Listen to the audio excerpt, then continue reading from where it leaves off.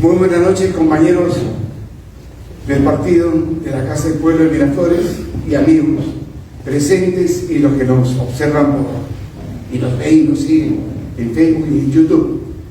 Muchas gracias por seguir esas líneas. Esta noche tenemos una especial presentación de un libro. Mi querido compañero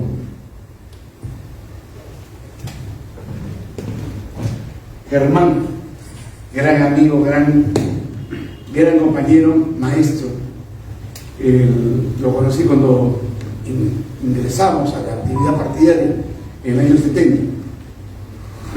Es presidente del libro Nace una estrella, y a cargo de esta actividad del día de hoy, que nos acompaña María Inés Valdivia, y por supuesto el encargado y el responsable de la noche del día de hoy, Guillermo Céspedes, que va a hacer los comentarios iniciales y la conducción de la misma. Dejamos con él. Por supuesto. Muchas gracias, compañero lindo. Muchas gracias a todo el público que está aquí con nosotros y a los que nos siguen en redes sociales. Quisiera empezar esta, digamos, descripción taxonómica del libro, porque si bien es cierto, aquellos que tengan la suerte y la virtud de poder leerlo, comprarlo, adquirirlo, se van a encontrar con un libro que de primeras es muy pedagógico. Y claro, esto se debe a que el compañero Germán Peralta, muy aparte de que es un gran historiador, es un gran teórico y catedrático, y tiene la vocación de maestro. Entonces te da, como todo historiador, como todo buen historiador, te da los antecedentes, los flujos y reflujos que tienes que tú tener en claro para poder llegar y ahondar en la materia. Por supuesto, el concepto del nacimiento de una estrella tiene algo peculiar dentro del título. ¿Por qué nacimiento, no? El compañero Germán Peralta, el maestro Germán Peralta, hace una analogía respecto al concepto de cómo nace una idea, y luego dicha idea, como todo neonato, llega al mundo sin un nombre en específico y tiene que conformarse frente a una realidad y frente a la intención que tiene un joven Víctor Raúl, que recordemos está hace poco desterrado en el momento en el cual toma y empieza la narrativa el maestro Germán Peralta. Como mencioné, es un libro pedagógico, pero también es un libro históricamente muy rico en precisiones, en los datos, en los detalles de cómo anímicamente estaba Víctor Raúl, cuál era su situación y, pues, sobre todo, el alma revolucionaria, que es algo que está presente no solamente en el texto como apreciación catedrática del maestro, sino que también refleja una auténtica alma revolucionario y preocupado siempre por la democracia en contra de las tiranías. En el tercer punto, es necesario, para aclarar este libro es muy útil para la militancia, creo yo, porque en estos momentos la militancia está muy confundida y perniciosa respecto a lo que fuimos, somos y seremos. Hay muchos compañeros que se han dejado llevar por agentes externos y han olvidado aquel cenit en el cual todos nosotros no solamente nos correspondemos moral y políticamente, sino que es una línea de vida, y más adelante les explicaré por qué es una línea de vida. Ahora bien, el cuarto punto, y el más importante, este libro es importantísimo para esta coyuntura, por sobre todo de caras a los próximos comicios, porque es la defensa del legado impoluto de Víctor Raúl Aya de la Torre, el cual empieza esta carrera como joven revolucionario, lejos de la patria, enfermo y acosado por la policía a pedido del Estado, que en ese momento era tiránico aquí en el Perú, y trata por todos los medios de bloquear el libre desarrollo de ese joven revolucionario. Y en ese contexto, la única preocupación que desvela y que preocupa y que quita el sueño a Víctor Raúl es el bienestar de su pueblo. Él empieza este peregrinaje, Víctor Raúl Aya de la Torre, buscando una causa justa para consumir su existencia, y así lo hizo, así logró, así lo hizo, digamos, de una manera muy juvenil, muy soñadora, como lo menciona en el propio libro. Y claro, uno podría ahondar en los diferentes puntos, pero hay algo interesantísimo que quiero citar. En la página 61, en la sección de la versión de la Fundación al interior del aprismo, el maestro Germán usa palabras exactas, en el cual dice, cito: el acto germinal es dialéctico. Las semillas que siembra Haya de la Torre se constituirán años más tarde en el árbol aprista. Consecuentemente, Haya de la Torre no plantó un árbol floreciente, sembró las semillas iniciales de su pensamiento. Pero aquí hace, como mencioné, un vistazo, una injerencia muy interesante, que es dialéctico. Las semillas que siembra Haya de la Torre. Y ese es el trasfondo de este libro. Este libro es necesario porque la influencia dialéctica es innegable. Y quisiera citar un libro que puede ser un poco tosco para algunos compañeros, que es Las 5 tesis filosóficas de Mao Zedong. En la página 163 dice: la filosofía marxista sostiene que la ley de la unidad de los contrarios es una ley básica del universo. Esta ley tiene validez universal en la naturaleza, en la sociedad humana y en la mente del hombre. Los contrarios en una contradicción forman una unidad a la vez que luchan entre sí, lo cual impulsa el movimiento y cambio de las cosas. Contradicciones existen en todas partes, pero su carácter es diferente según sea el carácter de las cosas. En cada cosa concreta, la unidad de los contrarios es condicional, temporal y transitoria, y por eso relativa. Y aquí abre un espectro que no lo desarrolla, pero claro, es relativa. Es relativa porque depende de, no solamente del concepto de idea, sino de la persona. El joven Víctor Raúl Haya de la Torre, alejado de todos de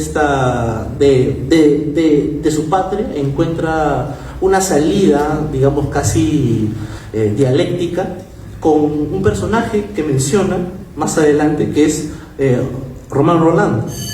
Y en dichas cartas encuentra una profundización y hace una conversación muy fluida, digamos, ¿no?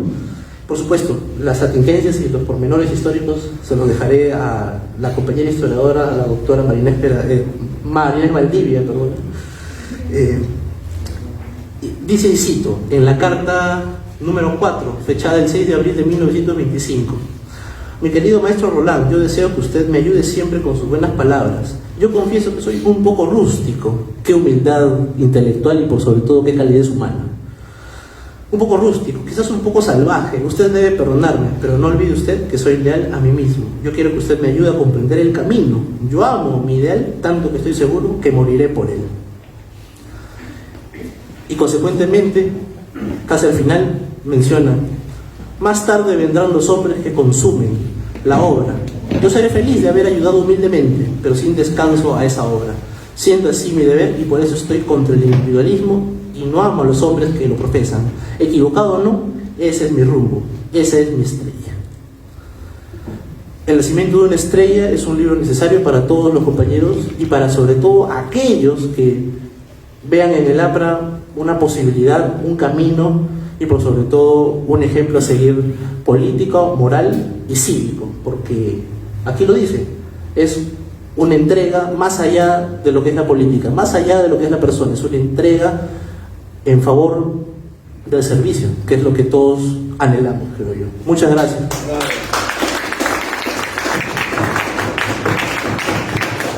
Deseo la palabra a la doctora María Inés Valdivia.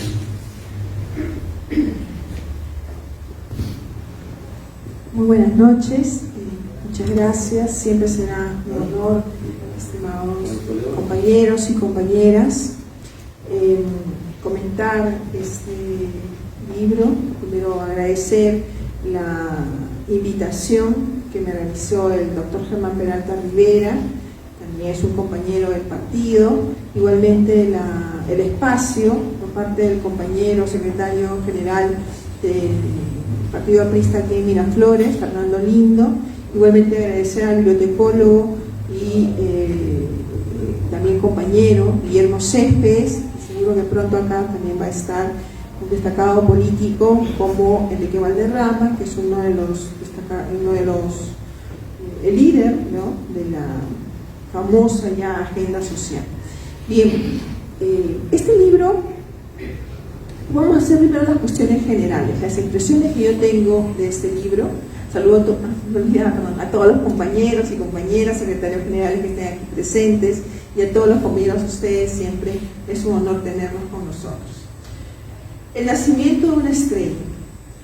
Primero, si ustedes se percatan, es un texto pequeño, muy didáctico, como señaló Guillermo, porque a pesar de que es escrito por un profesional de la pluma, de la historia, la idea de este libro es que cualquier persona, cualquier militante o no, pueda leer la historia del Apure y pueda además relacionarla con los acontecimientos nacionales y con los acontecimientos globales. Entonces, creo que el objetivo de Germán, del doctor Peralta, ha sido ese: escribir una historia de manera sencilla, pero profunda a la vez, para poder dar a conocer una discusión, ¿no? Siempre los historiadores de la Escuela de Anales, tanto Tomás Bloch como Lucien Febvre, y él es uno de los seguidores de esta escuela, en el caso de Germán Peralta, decían que había que rechazar o pronunciarse contra el ídolo cronológico, el ídolo político y el ídolo de los orígenes. Y respecto al ídolo de los orígenes, ¿no?, que siempre se estaba buscando las causas de. Y el ídolo cronológico es esa historia llena de fechas, ¿no?, sumamente puntillosa, con esos detalles, en donde si uno no conoce una fecha, pues simplemente parece que no fuera la historia. Y el ídolo político es esa historia de caudillos, esa historia de reyes, ¿no?, de grandes figuras y notables. Yo creo que Germán, con este tipo de historia, se pronuncia, obviamente, y hace una historia totalmente distinta.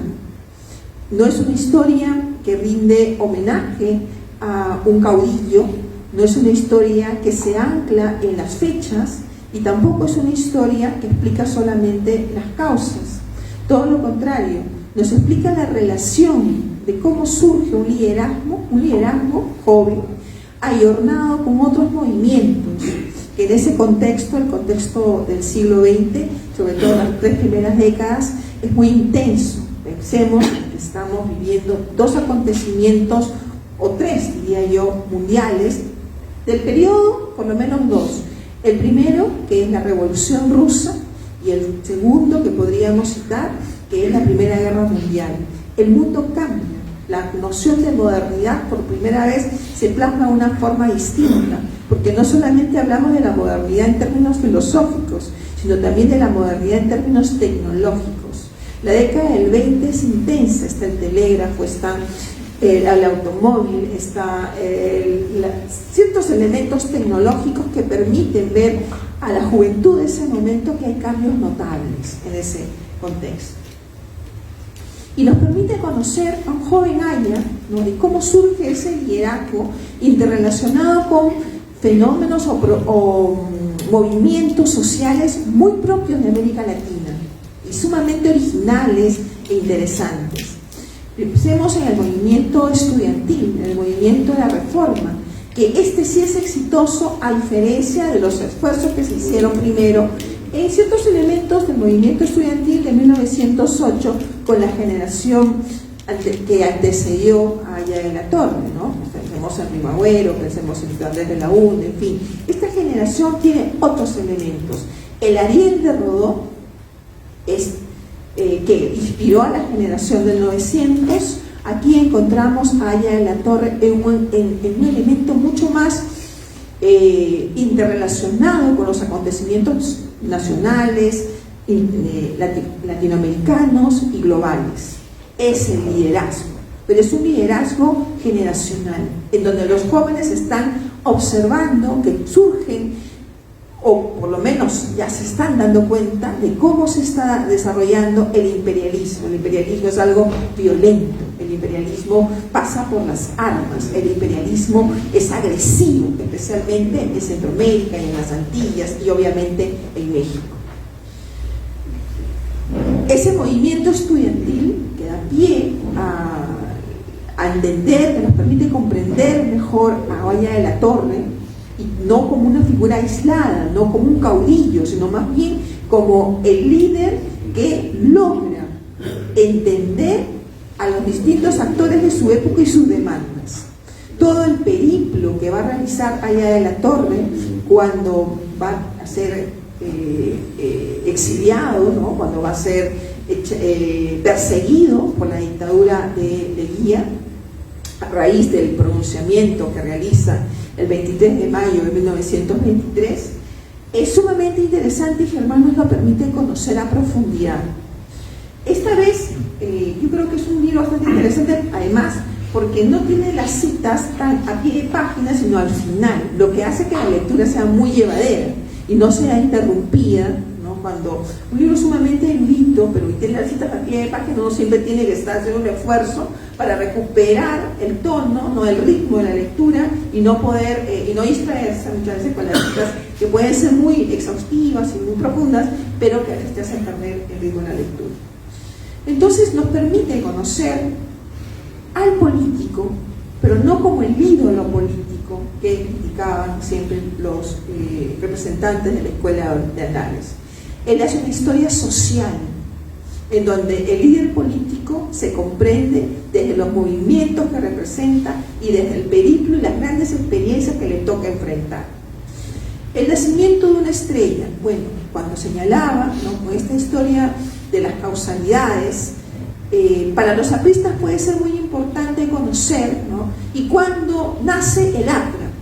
Bueno, fue una discusión muy intensa, conversando ahora con Germán en el taxi, me señalaba, ¿no?, siempre que Pedro Planas estuvo siempre muy interesado en señalar que el APRA, en sus orígenes, no era un movimiento muy original, que digamos, ni siquiera en sus íconos.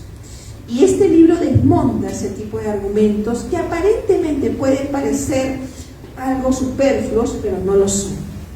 Detrás de esas críticas siempre subyace un interés de corte ideológico. Y con el APRA, cuando se critica el APRA, muchas veces nada es gratuito. Entonces este libro nos permite conocer cómo ese joven Aya va madurando, va procesando una serie de experiencias que vienen desde las experiencias, la influencia del anarquismo, de las universidades populares Manuel González Prada, el tema del exilio, el recorrido que hace por Panamá, donde ve directamente cómo es el imperialismo, cómo está actuando el imperialismo y militarmente, el recorrido que hace por Cuba, donde es un estudiante invitado a conferenciar y obviamente se encuentra con el que en ese momento todavía no era comunista, ¿no?, joven dirigente estudiantil, me dio el nombre, pero y sigue a distintas naciones, pero especialmente en México, donde además está experimentando toda la experiencia de la Revolución Mexicana en su fase institucional, donde Vasconcelos lo acoge, ¿no?, y donde Gabriela Mistral está siendo su mejor amiga, donde Alan Graves es una filántropa, pero que además también es antiimperialista y anticolonialista, es decir, y donde los estudiantes están en pleno momento de crítica y de fluvio sobre lo que significa el antiimperialismo. No nace la APRA con esa denominación, sino lo que nace es, en términos simbólicos, el movimiento aprista, el movimiento transnacional aprista. Las formas antiimperialistas, no hay una copia, ni siquiera, como señalaba Planas, del logo, de la bandera, ¿no?, de la Universidad Mexicana, no, es algo muy original. Y Germán lo logra documentar con bastante destreza y profundidad, sin dejar duda de la originalidad de los íconos y de la originalidad del movimiento. Pero continúa, ¿no?, llevándonos de una manera muy didáctica y explicándonos qué sigue después, durante ese periplo que sigue realizando allá de la Torre, luego por Europa, siempre perseguido, en medio de una enfermedad que nunca lo dejará, por cierto, que es la tuberculosis, y que en las cartas que ha logrado examinar a Román Roland, pero también a cartas a diversos compañeros, logra testimoniar lo difícil que es esta enfermedad para ella de la Torre, que está en distintos recintos hospitalarios recuperándose de esta penosa enfermedad, que de hecho, a mi parecer, creo que al final lo logró vencer ya en la etapa adulta, mayor, ¿no? Entonces, el 7 de mayo nos logra esclarecer Germán. El 7 de mayo sí hay una fundación simbólica del arte, pero más adelante siguen en la mente de Aya y en sus lecturas habiendo disquisiciones, preguntas, un interés por seguir leyendo la sociedad que le ha tocado a él experimentar. ¿Cómo se producen esos 5 puntos que forman parte, ¿no?, del plan macro, digamos, del aprismo? Tiene que ver mucho con lo que le toca enfrentar a Aya de la Torre. Ya sabemos lo de la experiencia mexicana, entendemos la situación de Panamá, entendemos cómo es la mirada que va a tener Aya de la Torre sobre la función del Estado. También es crítico y en parte influye mucho el hecho del interés de constituir más adelante una organización política, porque ve que en el marco de la revolución los caudillismos son negativos, son nocivos, son limitados. Más bien son las organizaciones políticas las que permiten actuar de una manera integral y organizada, no solamente entre una connotación nacional, sino más bien transnacional. Sin embargo, más adelante, en el 26, pero especialmente un poquito más en el 28, recordemos que en el año de 1919 ya se ha constituido la Comité o la Tercera Internacional, y que esa organización significaba tratar de realizar el esfuerzo de trasladar el comunismo a América Latina, por ejemplo, pero que fracasaba en algunos países, lo logró realizar, por lo menos en 15, pero en el Perú no se pudo constituir. Y es bien interesante la interpretación que realiza Germán. ¿Por qué no se pudo constituir el comunismo internacional tempranamente, de los 20 por lo menos, aquí? Porque no tuvo éxito como organización en esos años. Y Germán logra responder a esta interrogante. Señala que es porque ya existían organizaciones preexistentes, en donde tiene mucho que ver Manuel González Prada, primero inspirándolas, pero especialmente Aya de la Torre, las universidades populares. Entonces, las universidades populares, Manuel González Prada.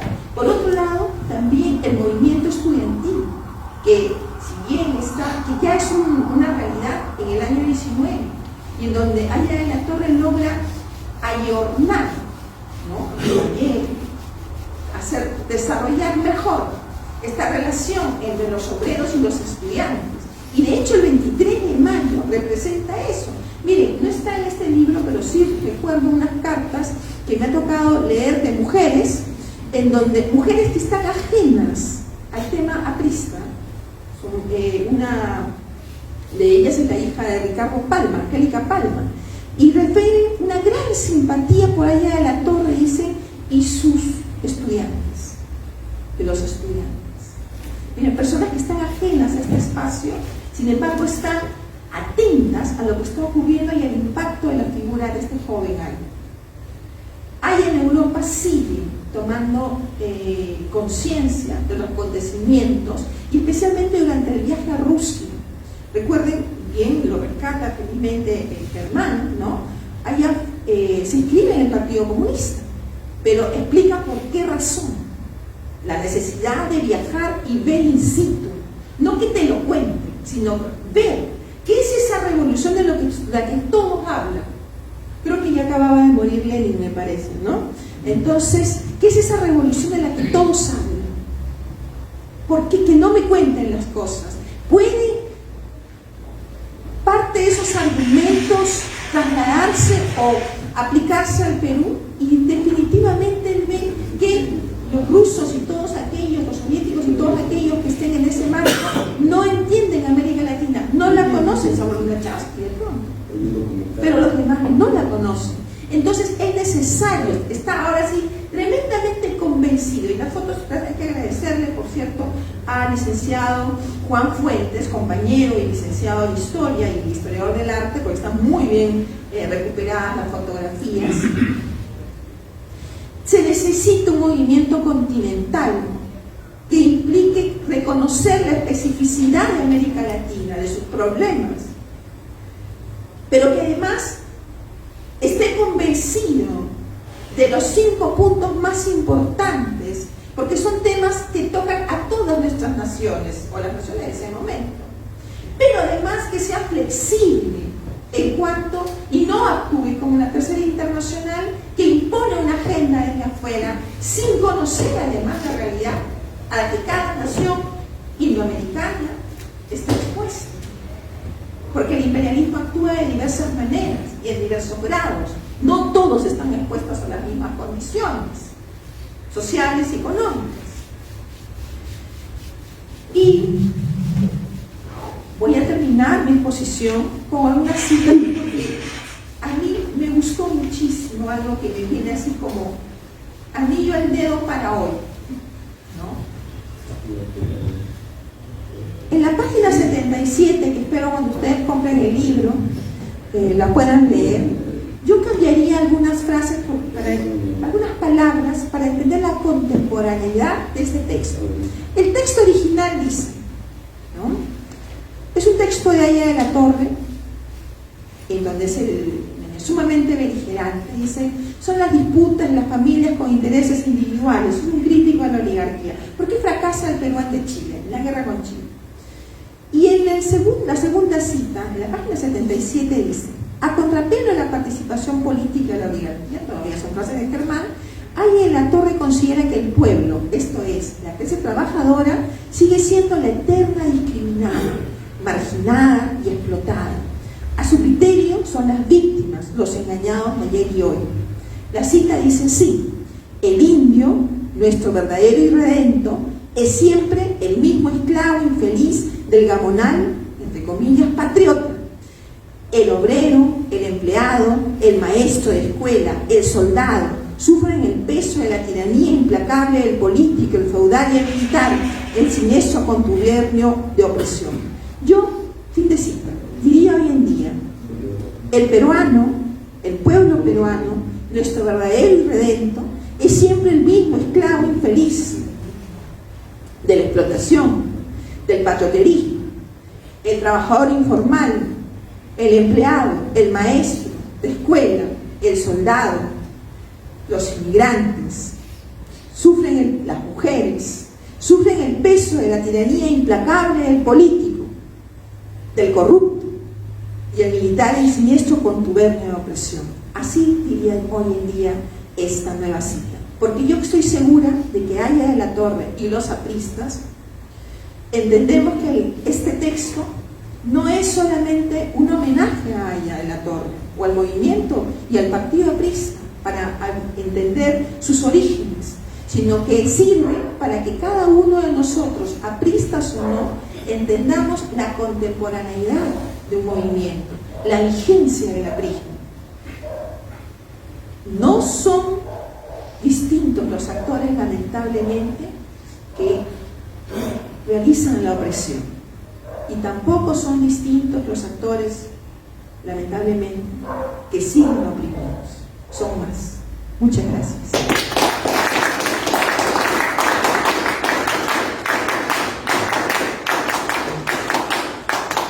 Las siguientes palabras y comentarios se le cedemos la palabra al compañero Enrique Valderrama, que llegó provincialmente para poder acotar. Adelante, por favor. Estimado compañero y maestro Germán Peralta Rivera, autor del texto que hoy día se presenta en nuestra Casa del Pueblo de Miraflores, para mí es un alto honor estar aquí comentando este potente libro que he leído y releído para esta presentación, pidiendo además disculpas al público y a la mesa por haber tenido esta complicación y haber llegado tarde. Querido compañero Luis Fernando Lindo, anfitrión de la base de Miraflores, Guillermo Céspedes, mi querida compañera y hermana, historiadora María Valdivia, quiero decir algunas cosas breves sobre el texto, en básicamente cuatro grandes dimensiones, y creo que lo trabaja muy bien. Por eso recomiendo además la compra del mismo. Primero, lo que tiene que ver con los antecedentes, es decir, qué eventos en la historia, no solamente de esta parte del mundo, sino en general de todo el orbe, marcaron de una u otra manera a la generación del 20, como es llamado en el texto, la generación de Aya de la Torre, que recoge además perspectivas que lógicamente estaban ya siendo formuladas por generaciones anteriores, o por gente incluso 10 años mayores que ellos, pero que no habían pasado más allá de lucubraciones teóricas, ni siquiera en un desarrollo programático concreto, sino básicamente consignas generales. Pero esta generación se forma básicamente con algunos acontecimientos claves.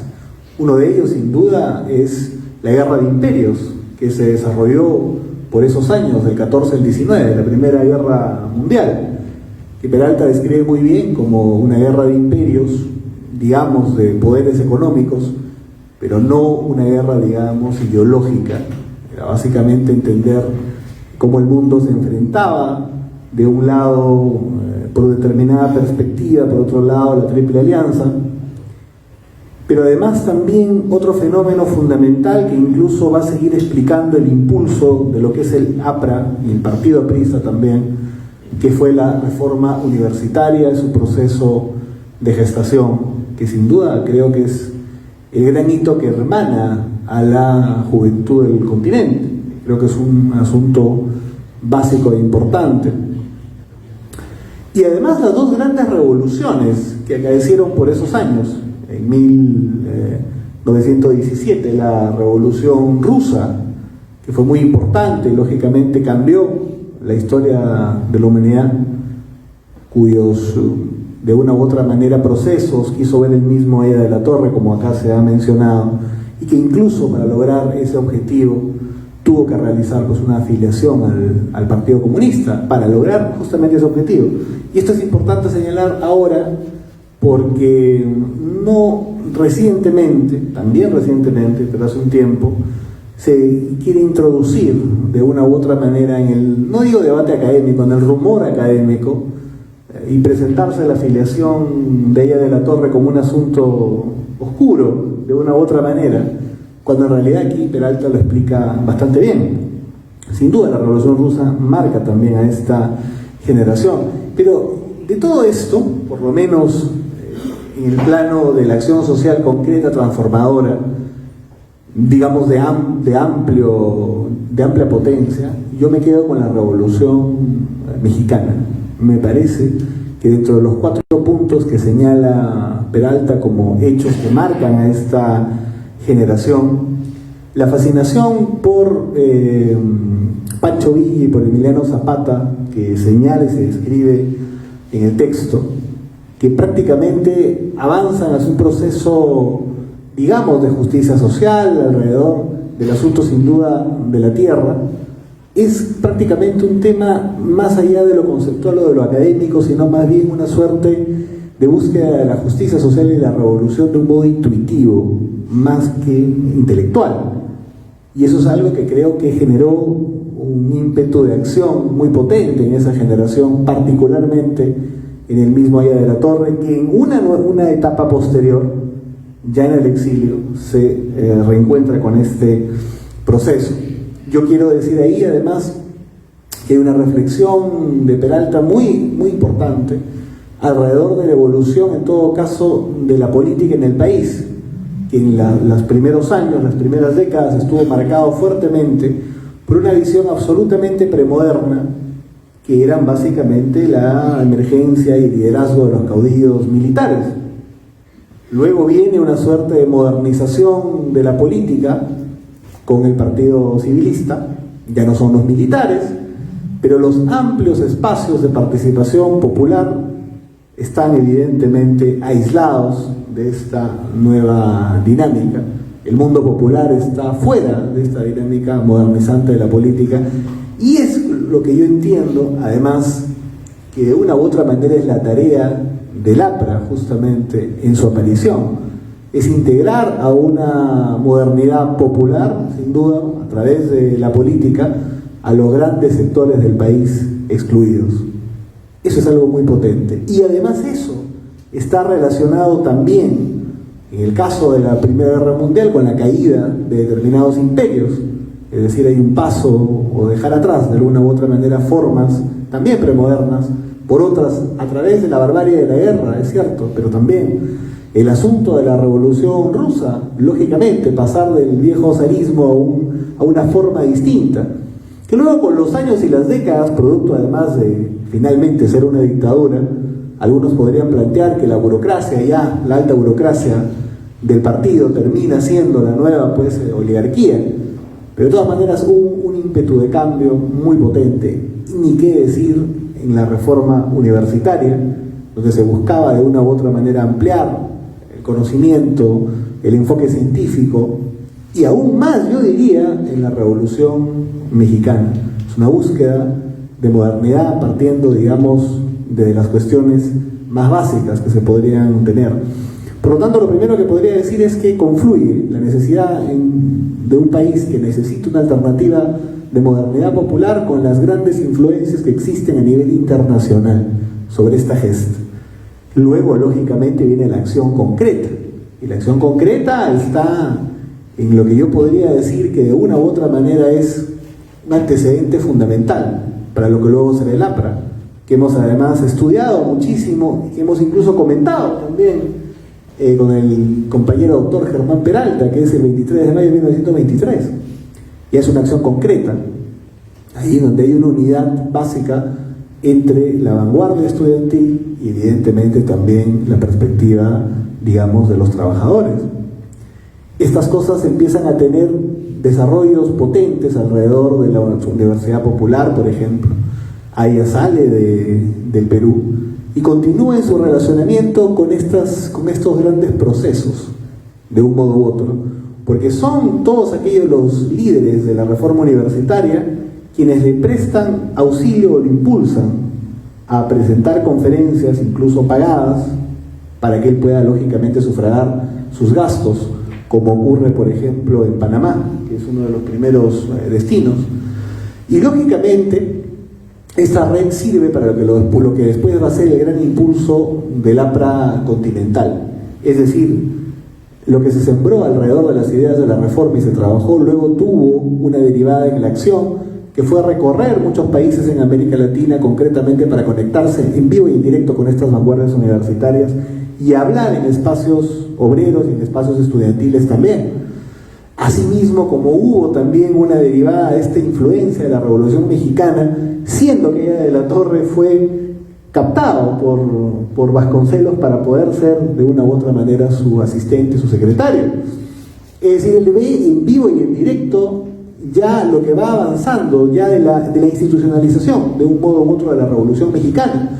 Y es por eso que yo creo que quiere también ver en vivo y en directo cómo ha avanzado, cómo está el proceso de la Revolución Rusa. Creo que es importante señalar esto. Importante señalar que en aquellos tiempos se ganó el respeto y la admiración a nivel continental de los principales líderes intelectuales, definitivamente jóvenes me refiero, no hablo de sus relaciones, digamos, en el mundo, que supo evidentemente tenerlas, y el reconocimiento de intelectuales ya consagrados. Me quiero centrar fundamentalmente en América Latina y en un caso sumamente particular, que es justamente sobre el cubano Mella, o Mela, no sé exactamente cómo se pronuncia, José Antonio Mela, que en los documentos que recoge Peralta se nota claramente pues una defensa, no digo decidida, sino afiebrada de Aya de la Torre. O sea, Aya de la Torre es prácticamente pues un horizonte moral, es el Ariel, está, no digo magnificado, pero hay una devoción que pone el cubano sobre Víctor Raúl que me parece muy potente, porque Peralta hace bien cuando describe, quizás es en esos primeros años juveniles, con menos influencias, con menos intereses, donde se es un poco más sincero, ¿no? Y este afecto surge y esta admiración surge en ese marco de reconocer pues en una persona que está siendo perseguida por un gobierno tiránico, además un hombre sumamente inteligente, un referente moral e intelectual, cosa que va a cambiar poco tiempo después, luego de la publicación de qué es el APRA finalmente, y la respuesta ahí de Nela, que es el ARPA, que es una respuesta ya crítica, de ruptura, cuando el amigo cubano ya entregó, creo prácticamente, pues un poco su perspectiva a una idea, digamos, distinta, ¿no? Pero es muy interesante esta fase de la historia. Inmediatamente ahí se conecta con, creo, el asunto central y fundamental del texto, porque tiene por nombre El nacimiento de una estrella, y es el debate que hubo incluso entre intelectuales del partido respecto a el hecho de saber o no si el 7 de mayo del 24 nace el APRA o no. Y yo creo que esto está resuelto de una manera genial en el texto por el profesor Peralta. Y cuando yo leí esa línea, realmente yo quedé impactado, porque dije, es genial. Cuando una criatura, cuando un ser humano, cuando un ser nace, cuando un bebé nace, en el instante en el que nace, específicamente, no tiene el nombre todavía. Ya nació la criatura, pero no es que está registrado como el señor Nelson Vázquez o el señor Gustavo Otero. Ha nacido. El nombre se le coloca un poco después. Y creo que eso es exactamente lo que pasó con el APRA. El 7 de mayo del 24 nace, como bien dice Peralta, la criatura, pero hay un proceso para terminar de construir lo que va a ser el nombre de este movimiento. Y evidentemente aporta algunas cosas fundamentales. El asunto del hecho de que existían volantes por aquellos meses posteriores o posteriores, que hablaban de APRI y pensaban en la Alianza Popular Revolucionaria Indoamericana. Pero la visión que tuvo, no sé quién habrán sido sus consejeros en aquel momento, con quiénes, sería muy interesante que se pueda investigar en algún momento, con quiénes fue con los que de una u otra manera intercambió ideas para aterrizar concretamente o desarrollar esto. Imagino que Peralta lo ha investigado, porque se da cuenta que en la perspectiva del futuro esto podría resultar un tanto excluyente a Alianza Popular Revolucionaria Indoamericana. El ánimo que tenía, importante y fundamental, además de una genialidad conceptual y propagandística brutal, que es llamar al continente Indoamérica, que es justamente poner por delante a los excluidos, es decir, la inclusión pasa por ponerlos por delante, en el nombre de la conceptualización del continente. Pero ya en la sigla del movimiento, lo que va a ser el partido movimiento, esto podría de repente tener un carácter, no sé si excluyente, pero que podría ser debatible. Y para evitar ese debate, se aterriza finalmente en APRA, pero antes se pasa por Alianza Revolucionaria Hispanoamericana, con lo cual ya las derivadas de los debates alrededor del tema de la nomenclatura van a ser sin duda sumamente potentes cuando se profundicen estas investigaciones. Pero sí, yo creo que lo principal y lo medular del texto es mostrar el proceso de la puesta de nombre a este movimiento continental que termina siendo, sin duda, Alianza Popular Revolucionaria Americana. Y eso es algo que en la literatura aprista es una novedad que aporta Peralta hoy día. ¿Quién podría decir, más de 100 años después de que esto haya ocurrido? Porque incluso Germán establece una lista de las investigaciones o los dichos de algunos intelectuales del partido, Roy Soto, Percy Murillo, Luis Alberto Sánchez, sobre el asunto de la fundación y el hecho del nombre mismo en aquel momento. Y nos damos cuenta que no hay unanimidad, que hay incluso en el mismo Luis Alberto Sánchez, podríamos encontrar 2 o hasta 3 posturas sobre este tema, a lo largo de toda su vasta, digamos, producción intelectual. Yo creo que eso es algo también muy rico y muy importante en este texto. Quiero destacar, sin duda, la forma como se ha ensamblado este texto, porque a la prosa importante y evidentemente potente de Peralta se suma una calidad en imágenes y referencias gráficas que realmente le da un alto nivel de calidad en general a todo el producto. Las fotos son realmente espectaculares, no sé quién haya sido el responsable de esto, pero son muy potentes.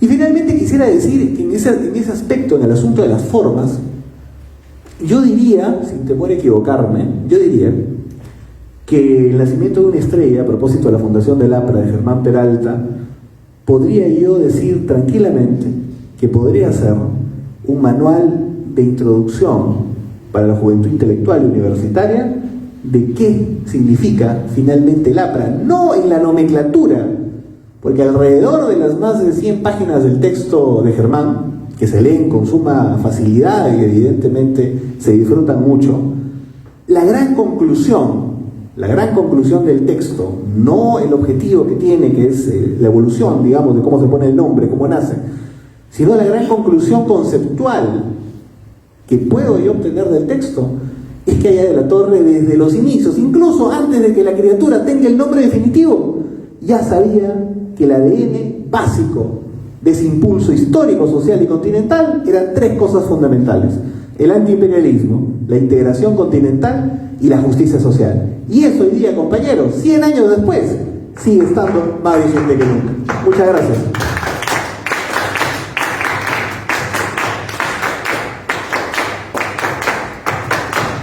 Inmediatamente finalizamos con el comentario del autor, el compañero y maestro Germán Peralta. Adelante. Buenas noches, compañeros.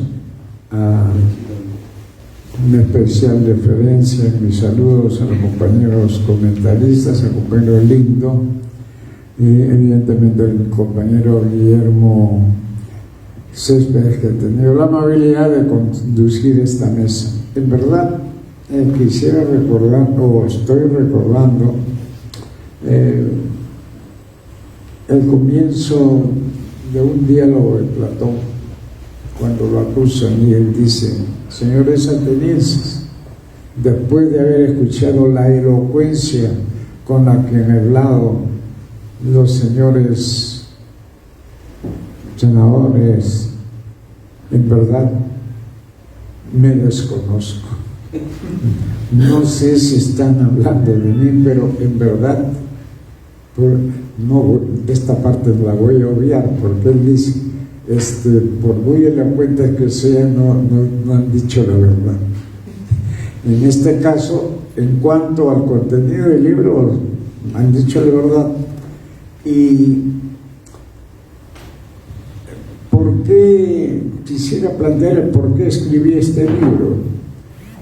Yo fui profesor en la Universidad de Lima, apenas llegué de Francia, y tuve 4 alumnos que fueron en 2 especialidades diferentes, en ciencias de la comunicación y en economía, muy importantes. Con algunos de ellos llevé una amistad permanente, como el caso de Pedro Planas, a quien lo motivé para que haga algo sobre el APRA, sabiendo que él no era aprista, y comenzó con el joven Aya. La otra era una periodista que todavía sigue trabajando en la televisión, Mónica Delta. Y por la parte de economía, habían 2 jóvenes inquietos, o 3. Uno de ellos es Techito, ¿no? Es Bruce Montes de Oca, fue mi alumno. Martans es el otro economista con quien me mantengo en una conversación siempre permanente por internet, y Cuba, son los 5 estudiantes. Entonces yo desde esa época, a mi regreso, comencé a reflexionar sobre los textos del partido y me di con la sorpresa de que algunos de los autores conversaron conmigo. El caso de Felipe Consuel Pomar, había conversado mucho yo con él en España, en Madrid, y con Luis Alberto Sánchez mantenía ahí una relación. Entonces, siempre tuve una inquietud de que estos hombres habían escrito en etapas muy difíciles. Entonces habían hecho una bibliografía en términos generales sobre el APRA, pero condicionada por los acontecimientos. Les pongo solamente un ejemplo. Hay unas cartas del hermano menor de Víctor Raúl, no me acuerdo ahorita su nombre, Edmundo Aya de la Torre, que le escribe a una señora que la compañera Marinés Valdivia la ha señalado, a Ana Graves. Ana Graves fue un personaje sumamente importante en la vida de la Torre. Entonces estaba en comunicación permanente y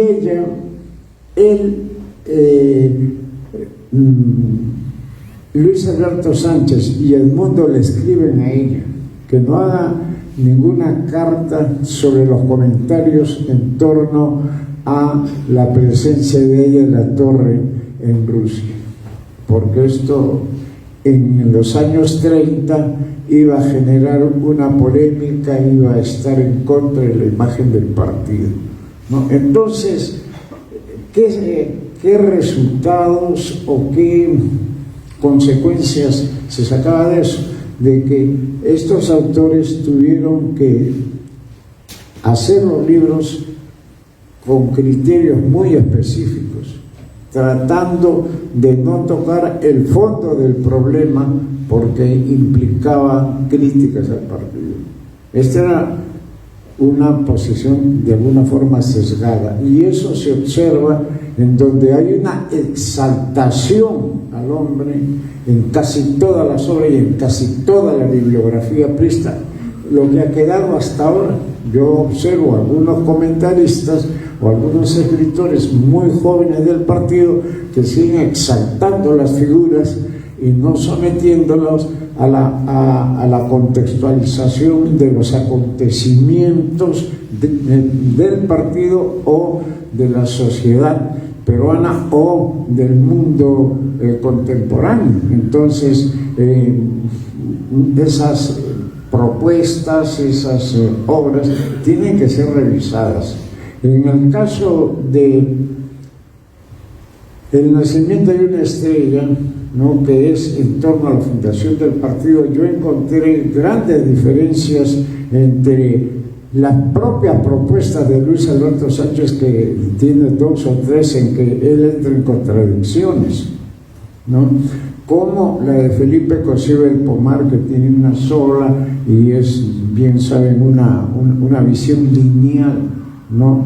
No podemos hacer historias de esa forma, ¿no?, porque de alguna manera más adelante van a encontrarse los documentos, van a hallarse el filón de realmente lo que pasó. Yo vengo trabajando, y acá está una persona que yo quiero y estimo mucho porque considero que es uno de los hombres que más conoce de la bibliográficamente, no es un investigador acucioso, ¿no? Entonces el compañero Andrés Samplonius es probablemente una persona que tiene la calidad de insumir mucho y de discutir. Él no viene al partido mucho, es un poco iconoclasta, dice: no me interesa hablar con los apristas porque ya son apristas, y se va y discute, entra a la casa de Mariátegui y discute en la casa de Mariátegui los puntos de vista que dicen los mariateguistas que es lo correcto, y él, con la información que tiene, le demuestra que no es así. Entonces, en alguna oportunidad, un dirigente comunista en la casa de Mariátegui ya por las intervenciones de la compañera Zaploni dijo, ya qué hacen aquí dejándole hablar a este aprista porque nos está confundiendo. Entonces eso muestra pues primero la valentía, no se chupa ante nadie, ¿no? Y eso con él vengo trabajando, ya llevamos años, hay muchos autores extranjeros que piden que publiquemos el libro, pero estoy a la espera de unas 40 cartas en final que me interesan, 25 en México ya las tengo ubicadas y 15 que las tengo ubicadas también en Montevideo, de tal manera que espero que si no es este año, el próximo podríamos estar ya la tan anhelada y esperada obra, publicarla, que no es sino más o menos ya estamos por los 340 cartas de documentos, telegramas de Víctor Raúl desconocidas totalmente, ¿no? Todo lo que hemos investigado no es hasta ahora conocida por muchos. Hay algunos compañeros que han logrado encontrar también lo que nosotros hemos investigado. Pero, en fin, esto va demostrando que hay una documentación muy rica para presentar realmente el proceso y la evolución de la fundación y de la historia del partido. Estamos a 101 años de fundación, ya es un proceso secular, de tal manera de que no podemos estar perdiendo el tiempo en anécdotas. Por ahí ha salido un compañero que quiere ser candidato y habla tontería y media, creo que se apellida Delgado. Esas cosas no podemos permitir en el partido, que digan más de lo mismo o que digan mal de lo que se conoce, más de lo que ya se conoce, ¿no? Estas son cosas que son, desde el punto de vista de un investigador, insoportables. Yo por eso siempre trato de entregar fuentes. Aquí he encontrado, por ejemplo, los inicios. Ahí en la Torre ya es conocido de cómo llega a México después de haber sido expulsado, desterrado, llega a Panamá, de Panamá pasa a Cuba. En Panamá llega, como él dice, ¿no?, solo con un libro, no tenía ropa, ¿no? Entonces yo he encontrado una carta publicada por la Casa de Mariátegui de Porras Barrenechea con relación al libro. Era un libro de Giovanni Papini, que se lo había entregado Raúl Porras Barrenechea. Víctor Raúl, es una larga carta de Porras que se publica a la Torre, y en ella se demuestra pues de cómo existía primeramente lo interesante de este intercambio de libros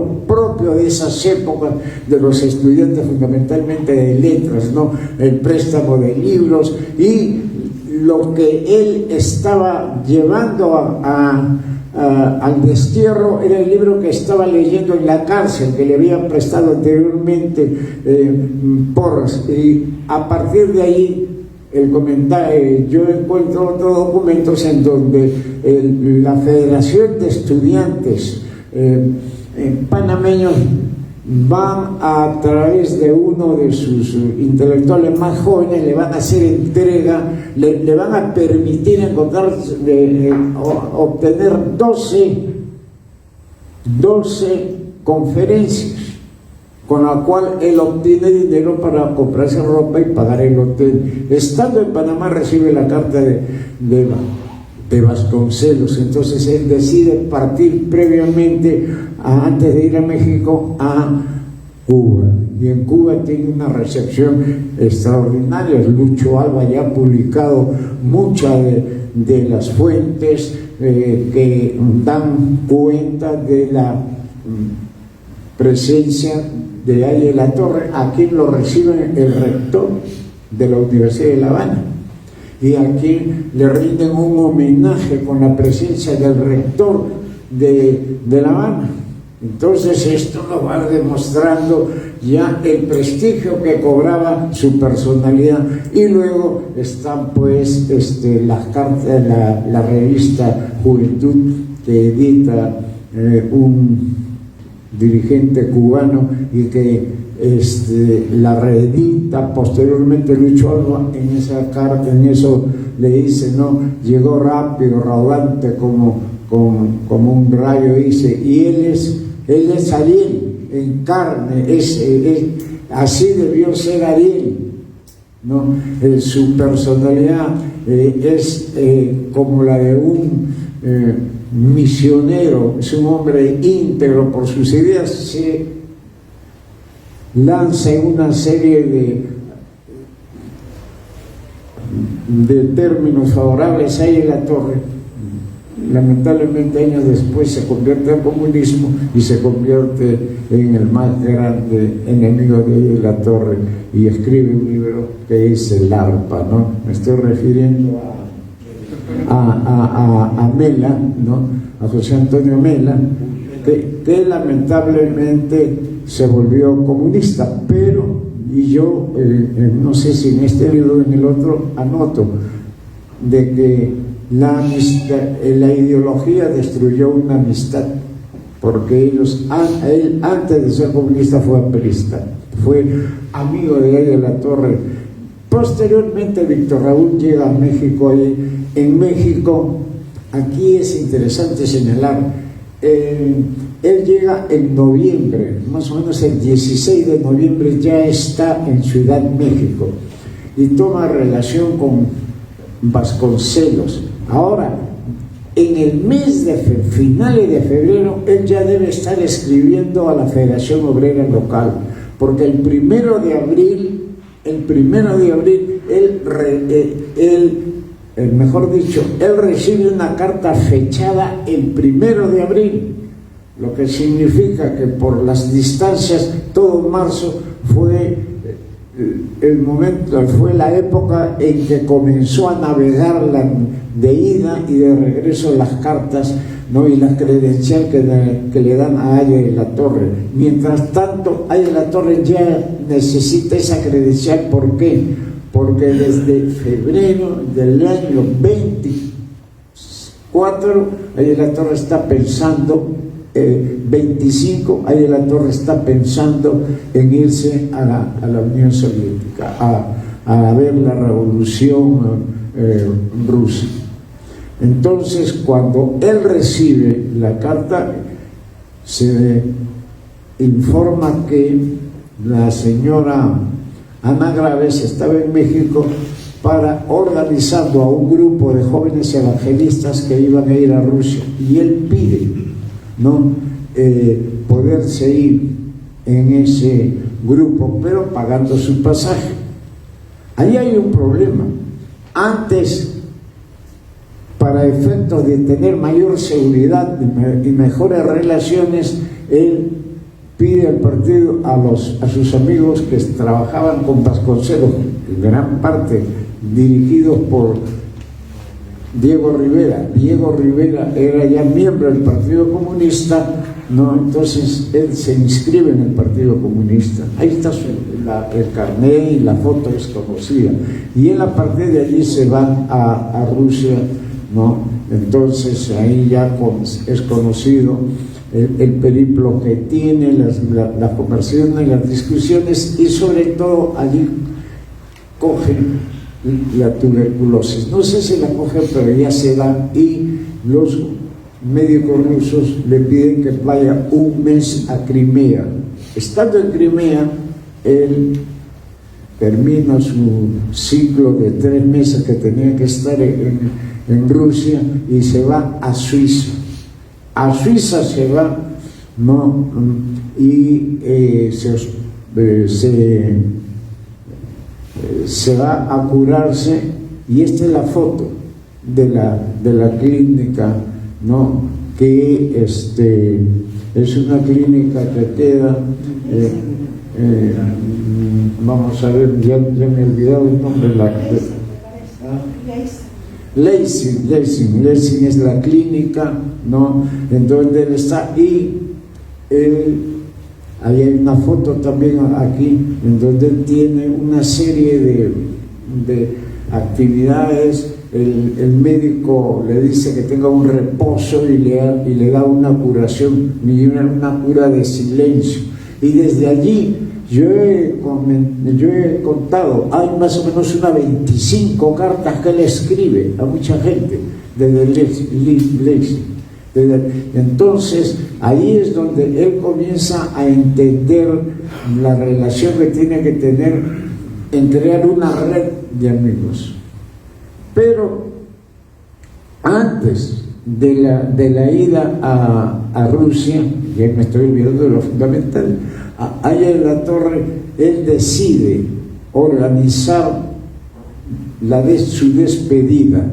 Llama a la Federación de Estudiantes de México, a una federación de trabajadores y algunos invitados. Entonces, el 7 de mayo de 1924, él habla a nombre del Frente Único de Trabajadores Manuales e Intelectuales, y la bandera, que acá lo relato, que es lo que él le comenta a Luis Alberto Sánchez, ¿no? Y le dice de que fue un estudiante mexicano, Ceniceros, el que le regala la tela de seda roja, y su novia la que hace el pespunte, y Rodolfo Montenegro, que era un pintor joven, es el que pinta la bandera. Entonces las manos mexicanas, las manos de jóvenes mexicanos,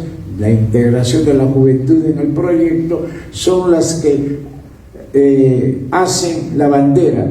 Pedro Planas, ¿no?, escribió un libro señalando de que era una burda imitación de Vasconcelos, de la bandera de Vasconcelos. Aquí en el libro yo demuestro las dos fotos, coloco la foto de Lampra y la foto de Vasconcelos, y cualquiera que ve las fotos se da cuenta evidentemente que no había ningún plagio, simplemente que ambos toman como fondo el espacio donde se van a llevar a cabo sus actividades, que era el continente latinoamericano. Pero evidentemente de que estas son las fotos, las pueden ver ustedes desde los colores, una es roja, la otra no. Entonces hay un nopal, hay una ave bicéfala, uno es un águila mexicana y el otro es un cóndor incaico, ¿no? Esa es la bandera y hay unos cerros y los nopales que son plantas mexicanas. Es decir, no tiene nada que ver, salvo el espacio geográfico del continente. Entonces no existe ningún tipo de plagio.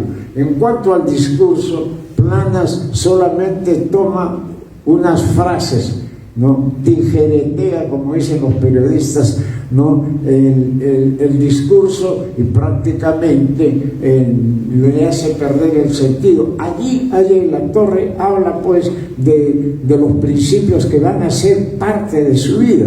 De un lado, la integración de América Latina, y por el otro habla de la justicia social, la defensa del campesinado, los obreros, y los actores que tenían que trabajar este proyecto debían ser la juventud.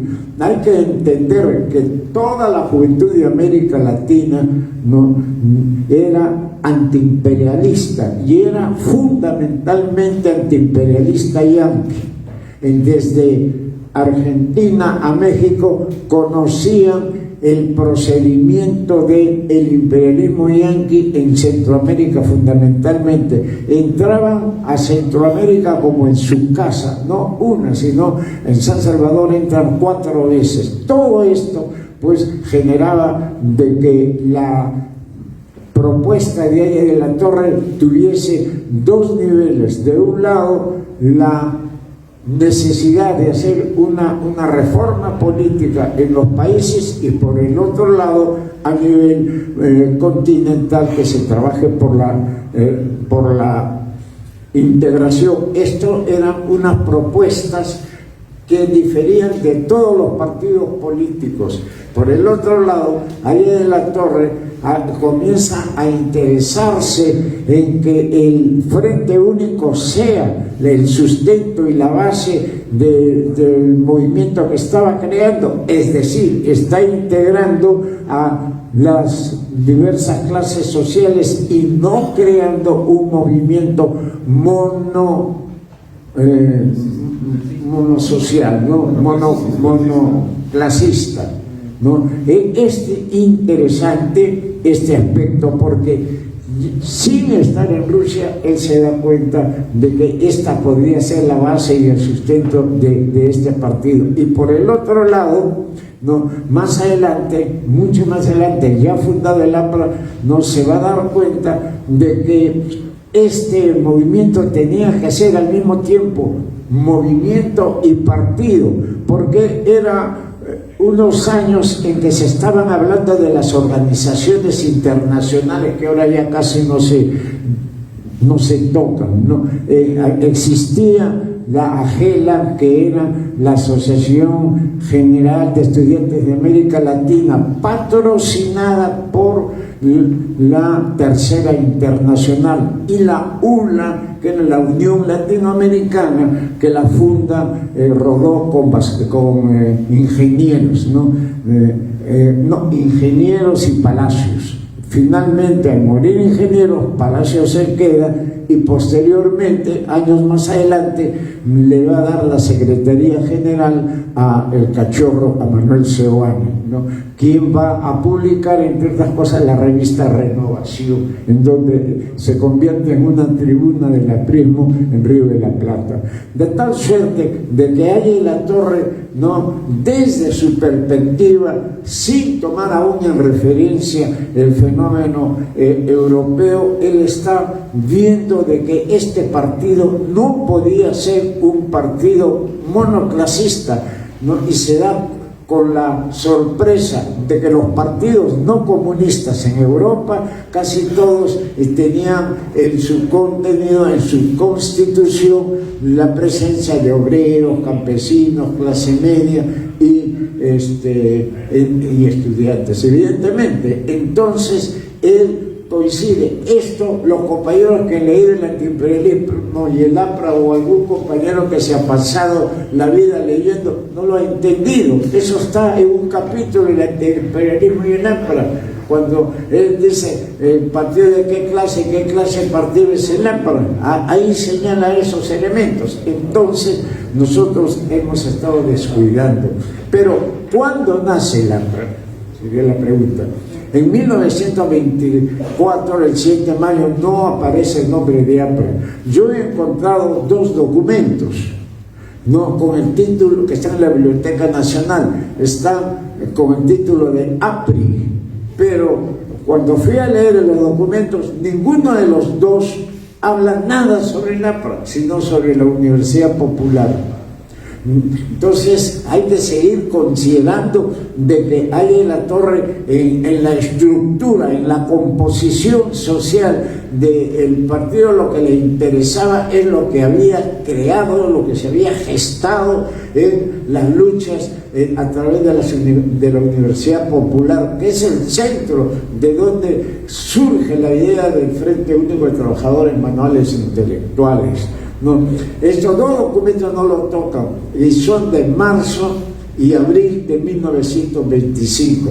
Posteriormente, en una carta que el compañero Samplonius pidió o recibió de un investigador argentino, ¿no? Vergel, se lo entregó al compañero, el compañero me lo dio, y yo lo tuve que mandar todavía a París porque había cosas que no estaban muy claras, y uno de los más grandes historiadores franceses sobre el Perú tiene 104 artículos escritos sobre el Perú y 18 libros, es doctor honoris causa de la Sorbona, el doctor Bernard Lavalle. No, yo le pedí, es un gran amigo de casa, yo le pedí a él que me compare las copias que yo tenía, y se fue a la Biblioteca Nacional de París y ahí logró confrontar y llenar los vacíos. Eso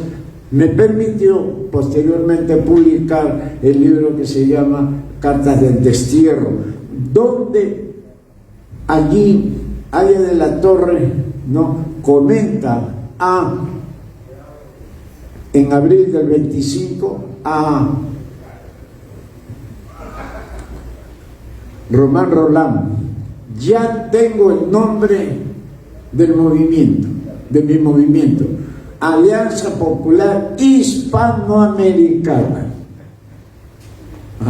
Entonces, Alianza Revolucionaria Hispanoamericana, Alianza Revolucionaria Hispanoamericana, y acá en el libro señalo los 5 puntos que son los que posteriormente se mantienen hasta ahora, lo cual manifiesta de cuál es la travesía que tuvo Víctor Raúl para crear este nombre de APRA. Posteriormente ya lo cambia y hay que, la compañera Marinés Valdivia me decía, hay que comenzar a trabajar el centenario de la publicación de la revista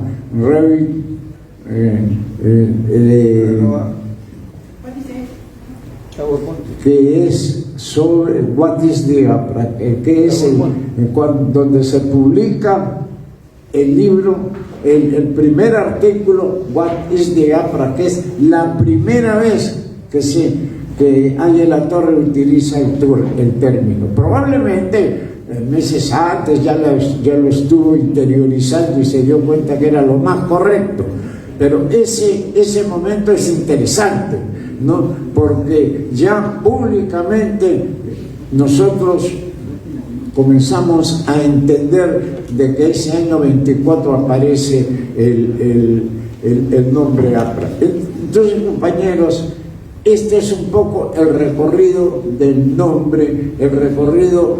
Ahora, ¿por qué entonces Aya de la Torre, y por qué los dirigentes, y por qué todos los escritores y todos los ensayistas que han escrito sobre el APRA inciden de que el 7 de mayo es el año de la fundación del APRA? Yo tengo una interpretación, que es que el creador de la criatura, eso lo digo en el libro, señala que su peregrinaje, su recorrido histórico comienza el 7 de mayo. Por lo tanto, la fecha del 7 de mayo es la fecha germinal, y por lo tanto es el inicio de su recorrido del APRA. Y eso lo ha dicho él, y si él lo ha dicho, pues hay que entender que así debe establecerse como una verdad sine qua non, ¿no? De tal suerte de que el partido y todos los críticos y todos los aprólogos ensayan de que es el 7 de mayo, pero habría que tener, y hay que tener, un criterio bien claro de qué fue lo que pasó el 7 de mayo para que no haya malas interpretaciones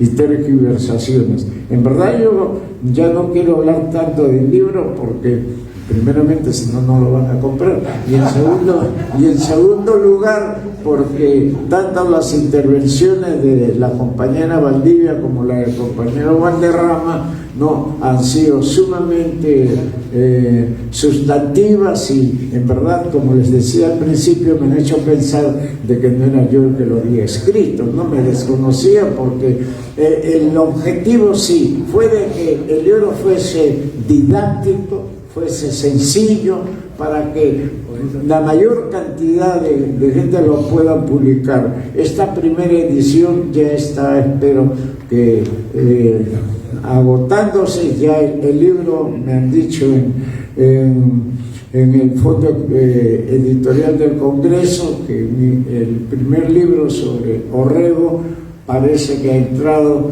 a consideración de ser reeditado en su segunda parte, y que este libro, el otro, el de por la conciencia, ya yo me olvido el título del libro, la libertad de conciencia, ya tiene más del 50% de vendido, y ellos creen que también se va a agotar muy rápido, por lo que estoy contento. Se ve que los compañeros y los no apristas siguen leyendo y siguen comentando. Compañeros, el nacimiento de una estrella no fue un título mío.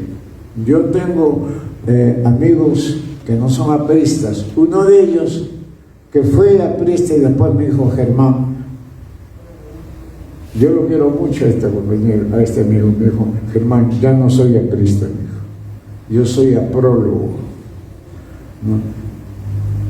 Él es probablemente el hombre que más conoce la historia del anarcosindicalismo en el Perú. No hay nadie que conozca más, ¿no? Y ha hecho un estudio extraordinario sobre el americanismo desde el punto de vista del mundo obrero en el siglo XIX, ¿no? Extraordinario investigador, ¿no? Es Luis Tejada Ripalda, ¿no? Es un hombre también como San Polonio muy dedicado a la investigación, de tal suerte que él me dijo: mira, yo le puse otro nombre, y me dijo: este nombre es más hermoso, me dijo, más poético, y eso va, ¿no? El nacimiento de una estrella. Y creo que yo le rindo homenaje a todos ellos, ¿no? Aquí estaba Armando Cabanillas, ¿no? A quien le di el original y me hizo una serie de sugerencias, a Willy Bendezú, a María Inés Valdivia, también se lo pasé por las orcas caudinas de Enrique Valderrama y tantos otros compañeros que me ayudaron a que este propósito se publique. ¿Por qué publico yo esto? Porque quiero que con otros documentos se hable sobre el partido. Me faltan dos temas que los estoy trabajando. Uno es la reforma universitaria, que quiero hacer la del 18 hasta el 30, y el otro es la de la Universidad Popular, donde tengo documentos inéditos, 20 documentos inéditos tengo, de tal manera de que el nacimiento de una estrella es a propósito de la fundación, de cómo un desterrado da origen a una propuesta única. El APRA no se funda en el Perú, sino en el destierro, por un estudiante exiliado. Esto es un hecho que debemos rescatar, porque ahí se puede ver el valor, ¿no? El empuje de un hombre que es expulsado de su país y que sin embargo no se detiene, y que él piensa que es el camino para poder construir algo nuevo y diferente. Por eso que no lo funda en su tierra, Trujillo, tampoco lo funda en el espacio donde él hizo todos los movimientos sociales, en Lima, y menos en el Cusco, que fue en donde nació el nuevo verbo y la nueva acción, como se dijo, y donde aparece realmente esta generación del 20, que es la generación más brillante que ha tenido el Perú. No, en ninguno de esos lugares, sino en el exilio. Es por eso que desde estos inicios tenemos que entender de que Águila de la Torre no fue un político de pupitre, de biblioteca, sino fue un político que supo de bibliotecas, pero supo de la acción. No hay teoría sin acción. Por eso Águila de la Torre siempre rescataba y siempre exigía a los jóvenes, ¿no? y a todos los ciudadanos de que hagan política, y hacer política es estar en la calle, es estar en consonancia con los problemas sociales. Por eso que el APRA no puede ser un partido conservador, no puede ser un partido que se refugie en cuatro paredes, sino que salga a las calles, ¿no? Ahora estamos entre apristas hablando del APRA, pero nosotros tenemos que hablar de aprismo fuera de las cuatro paredes de un local, y así es la única forma como se puede ser aprismo. Ahí en la torre lo estamos viendo o lo estamos recordando, sobre todo quienes lo vimos en sus últimas etapas, que era cuando ya anciano llegaba al partido y desde ahí lanzaba toda su prédica pedagógica. No, ahí en la torre fue un hombre que estuvo motivado con la acción permanente, con el problema social, y de ahí sacó toda su capacidad creativa y toda su capacidad de acción. Yo no creo mucho en esos apristas que hacen aprismo con los apristas, sino hay que tener, ¿no?, en las tribunas, en los espacios donde nos movamos, ¿no?, una interpretación de la realidad, y que no debe ser una interpretación para consolidar lo malo, sino para traer lo nuevo. El APRA trajo la modernidad al país, el APRA trajo las esencias que destruían todo lo malo de la política, para enseñarles de que no puede existir acción política si no hay una teoría, si no hay una ideología y si no hay también una ofrenda, como se hizo, ¿no? Y no estemos pensando en candidaturas. Las candidaturas son para los que solamente quieren el mendrugo de un sueldo, pero los revolucionarios somos los que queremos la transformación del país. Muchas gracias. Muchas gracias, compañero Germán. Muchas gracias, María Inés. Muchas gracias, Enrique. Guillermo, como siempre, felicitaciones por una noche de cultura y de cultura política. Y Germán, estás en cuatro paredes, tal vez en el auditorio de la Casa del Pueblo de Miraflores, pero de aquí te aseguro que son miles las personas que verán tu intervención, tu explicación y las intervenciones de nuestros compañeros, porque de eso nos vamos a preocupar nosotros. Las redes sociales hoy en día, nos acogen. Y compañeros, los que deseen adquirir el libro pueden hacerlo en este momento, aprovechar la firma del autor, y después ya hacemos por pedido. Pueden escribir al correo electrónico ernestogermanp@gmail.com, ernestogermanp@gmail.com. Y si no, lo piden en la Biblioteca del Pueblo Luis Alberto Sánchez Miraflores, que estará en venta también a precio promocional. Cuando sea la feria.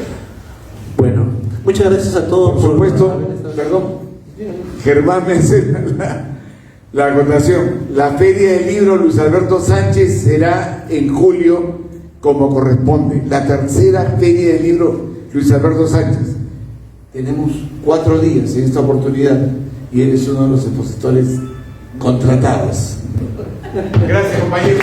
Muchas gracias a todos. Muy buenas noches. Saludos a los compañeros de redes.